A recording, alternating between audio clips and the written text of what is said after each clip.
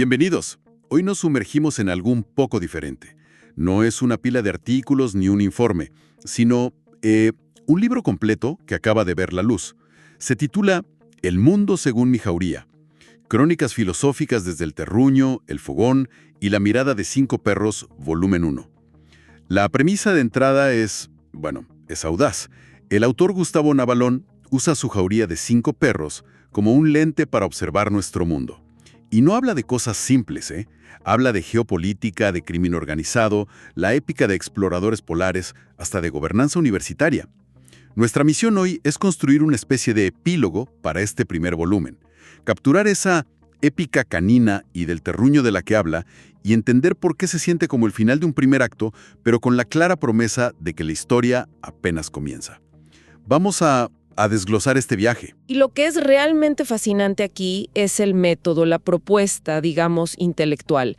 El autor no cae en esa trampa de usar a los perros como, como meras anécdotas tiernas. No, son algo mucho más profundo. Son arquetipos, puntos de vista encarnados. El prólogo lo define de una manera brillante. Lo llama filosofía con patas. Cada perro, nos dice, representa una escuela de pensamiento. Pancho es el existencialista, Juan el cínico, Anubis el pragmático, Dylan el estoico y Fenty, la única hembra, es la confuciana. Así que esta exploración que haremos no será un simple resumen. Será un intento de seguir las huellas de esta jauría a través de los grandes debates de nuestro tiempo y entender cómo este volumen 1 sienta las bases de una conversación que se intuye mucho más larga. Ok, detengámonos un segundo ahí. Esa idea de filosofía con patas suena increíble, pero en la práctica, ¿cómo funciona? Me cuesta un poco imaginar a un perro siendo, por ejemplo, existencialista. ¿Cómo lo traduce el autor a comportamientos concretos sin que se sienta forzado? Esa es la pregunta clave, y para mí el gran acierto del libro. No te lo dice, te lo muestra. Pancho, el existencialista, no es que lea Sartre, claro. Es el que siempre duda antes de entrar a la casa. El que mira el plato de comida como si se preguntara por el sentido último de comer. Juan, el cínico, es el que desobedece una orden si le parece absurda. Dylan, el estoico, es el guardián imperturbable, el que soporta el frío o el calor sin una queja, enfocado en su deber. Y así con todos. Ah, ya veo. El libro nos enseña a leer esos comportamientos como posturas filosóficas. Exactamente. Entonces, el primer capítulo, Mis amigos filósofos, es como la puerta de entrada a ese lenguaje. Nos presenta el escenario al que llama el terruño y aclara algo que me parece fundamental. No es solo un paisaje, es un espacio moral donde las ideas no flotan, sino que se ensucian de barro. Totalmente. El terruño es el laboratorio, es el lugar donde estas filosofías se ponen a prueba contra la realidad. El frío, el hambre, la lealtad. El autor se posiciona como un simple traductor de estos seres que, según él, piensan con el cuerpo y aman sin condiciones. Ese primer capítulo es una invitación a quitarse los zapatos de la teoría y ponerse las botas para una caminata donde, como dice el libro, no se trata de llegar, se trata de andar. Y una vez que entendemos este código, el autor suelta a la jauría a observar el mundo de los humanos. Y ahí es donde la cosa se pone ambiciosa. Sí, se mete en temas enormes. Por ejemplo, los capítulos sobre imperios y política. Aborda el declive de Estados Unidos y lo que define como el péndulo sin aprendizaje de los gobiernos latinoamericanos. Es un concepto potente, ¿eh? Es muy potente, porque lo describe desde la perspectiva de la jauría. Para ellos, el poder no es ideología, es comportamiento.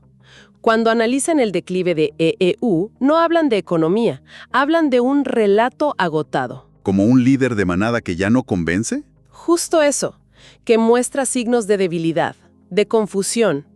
Y el péndulo sin aprendizaje en Latinoamérica lo ven como una pelea territorial absurda, repetitiva. Una manada desplaza a la otra, destruye lo anterior y vuelta a empezar, sin aprender nunca. Brutalmente simple, pero certero. Y la conclusión de los perros es esa. Cuando la promesa de un futuro mejor se desvanece, el orden, por autoritario que sea, se convierte en el único refugio. Y esa misma lógica la aplican a la universidad. A primera vista, el salto parece enorme. ¿Cómo conectan la geopolítica con la gobernanza universitaria? La conexión es la naturaleza del poder. El libro presenta la crisis universitaria como un reflejo a escala de las mismas patologías. La Jauría observa las luchas internas no como debates de ideas, Sino como disputas de poder puro y duro. Puro y duro. La tensión entre gobernar o perpetuarse en el cargo. La opacidad. Para los perros es la misma dinámica del péndulo. Facciones luchando por el control del territorio, olvidando el propósito original del lugar. Pasamos del poder a las heridas, a los conflictos que nos cierran. El capítulo 3, La República y el Bosque, se mete de lleno en el conflicto entre el Estado chileno y el pueblo mapuche. Un tema increíblemente delicado. Y lo aborda con una herramienta conceptual muy precisa. El malentendido hermenéutico. Suena académico. ¿Sí? Suena un poco denso. A ver, malentendido hermenéutico. Desglosémoslo. ¿Qué quiere decir eso en términos más sencillos? significa que las dos partes, Estado y pueblo mapuche, usan la misma palabra, territorio, para nombrar realidades que son radicalmente distintas. Opuestas casi. Casi opuestas. Para una cultura, territorio es un bien raíz, algo que se puede comprar, vender, explotar. Para la otra, territorio es el espacio sagrado, el hogar de los ancestros. No te pertenece, tú le perteneces a él. Claro, entonces cuando se sientan a negociar sobre el territorio, están hablando de cosas diferentes. Es un diálogo de sordos. El acuerdo, como dice el libro, nace roto. Las palabras ya no significan lo mismo. Qué potente esa idea. Y de esas heridas históricas, el libro salta a analizar modelos de liderazgo, con un contraste fascinante. Por un lado, Pepe Mujica, a quien describe como el hombre que sembró ideas en el barro. Sí, el análisis de Mujica se centra en la coherencia. Para la Jauría, un líder es fiable cuando lo que dice, lo que hace y lo que es son una misma cosa. No analizan sus políticas, sino su ética como modo de estar en el mundo, la austeridad como convicción, no como un show. El poder como una responsabilidad, no como un privilegio. Exacto. Es el ideal del líder servidor. Pero luego, para contrastar, nos lleva al lugar más inhóspito del planeta. El capítulo sobre la Antártida. Un cambio de escenario radical. Radical, pero con un propósito. Si el de Mujica es un liderazgo moral en el poder, lo de la Antártida es sobre liderazgo moral cuando no queda absolutamente nada. Se centra en la épica de Shackleton y en el rescate de sus hombres por el piloto chileno Luis Pardo. Y aquí los temas son otros: el deber, la resistencia, y un concepto que el libro llama el templo interior. El templo interior. Me gusta cómo suena. ¿A qué se refiere? Se refiere a esa brújula moral, a ese conjunto de valores que uno construye dentro de sí mismo, y que es lo único que te sostiene cuando todo lo demás, el entorno, el cuerpo, la esperanza, se ha derrumbado. La fuente última de la resiliencia. Justamente, Pardo y Shackleton son ejemplos de hombres con ese templo sólidamente construido. Es el contrapunto perfecto a Mujica. Un liderazgo se ejerce en la sociedad, el otro en la soledad más absoluta. Es una imagen poderosa. Y el libro no le teme a mirar hacia las sombras, ¿eh? Hay un capítulo entero sobre la anatomía del crimen organizado. Me intriga cómo la mirada canina puede analizar eso sin sonar ingenua. Lo logra porque lo analiza no desde la moral, sino desde la funcionalidad, como un ecosistema. El capítulo presenta una tesis provocadora. El crimen organizado no es simplemente un enemigo del Estado. Sino, Es un sistema paralelo, una especie de Estado sustituto que prospera justo donde el Estado oficial falla. La Jauría olfatea que estas organizaciones ofrecen lo que el Estado ya no provee en muchos lugares: orden, aunque sea brutal; trabajo, aunque sea ilícito; incluso una forma de justicia rápida. No lo justifica, pero lo explica. es una advertencia, entonces. Mientras el Estado deje vacíos, alguien más los va a llenar. Esa es la idea. Y todo este recorrido, geopolítica, Antártida, crimen, culmina en un capítulo casi onírico, una visita especial. Ahí fundan la Escuela Peripatética del Terruño. Sí, en ese capítulo reciban la visita de un filósofo estoico que se infiere es el espíritu de Marco Aurelio. Y en ese diálogo fundan la escuela, que es un juego de palabras genial con la escuela peripatética de Aristóteles, la que enseñaba caminando. Claro, peripatética. Ahí se cristaliza la idea central del libro. La filosofía no es un discurso abstracto, es una acción. Se piensa andando, se reflexiona con el barro en las botas. Es el cierre conceptual perfecto. Y así, después de este viaje inmenso, el volumen 1 llega a su fin. Pero la sensación no es la de un punto final. El propio prólogo lo advertía. Este libro no está cerrado, es un producto vivo. Se siente como si hubiéramos completado un curso de iniciación. Totalmente. Es la sensación de que el autor necesitó todo un volumen no para darnos respuestas, sino para enseñarnos un lenguaje. El lenguaje del terruño, de la filosofía con patas. Exacto.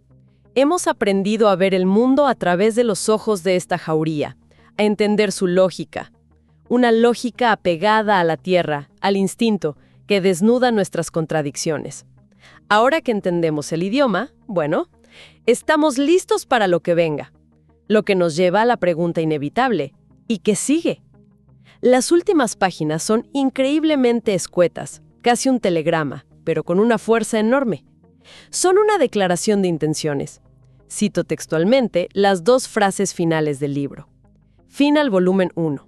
Pero los peripatéticos continúan. Es una promesa clara. Clarísima. El trabajo peripatético, esa filosofía caminada, no ha terminado. Este primer volumen fue la presentación de la tesis y de los filósofos. Lo que vendrá, podemos suponer, será la aplicación de este método a nuevos desafíos. El libro, como dice el prólogo, quiere conversar. Y este volumen deja la conversación en un punto de máxima expectación. Entonces, ¿qué nos deja este viaje, este epílogo al primer volumen? Por un lado, una forma distinta de mirar, ¿no? Una sospecha, quizá la misma que dio origen al libro, que en nuestra obsesión por explicarlo todo, hemos olvidado algo esencial. Nos deja con una caja de herramientas filosóficas encarnadas: la serenidad de Fenty, la vigilancia de Dylan, la duda de Pancho, la rebeldía de Juan y la lógica de Anubis. Y esto nos conduce a una reflexión final. Una pregunta que el libro deja flotando en el aire. Hacia el final, se menciona que el futuro estará sembrado mientras se mantenga una línea trazada entre todos, una conexión. La pregunta que queda abierta para quien nos escucha es: en un mundo tan polarizado y ruidoso, ¿qué pasaría si intentáramos, por un momento, analizar nuestros propios dilemas personales, profesionales, sociales, desde la perspectiva de esta jauría? ¿Qué veríamos si aplicáramos una lógica sin adornos, una ética nacida del instinto y una lealtad forjada en el barro? Quizás en ese cambio de mirada, en esa filosofía caminada, no encontremos todas las respuestas, pero sí tal vez un camino más honesto.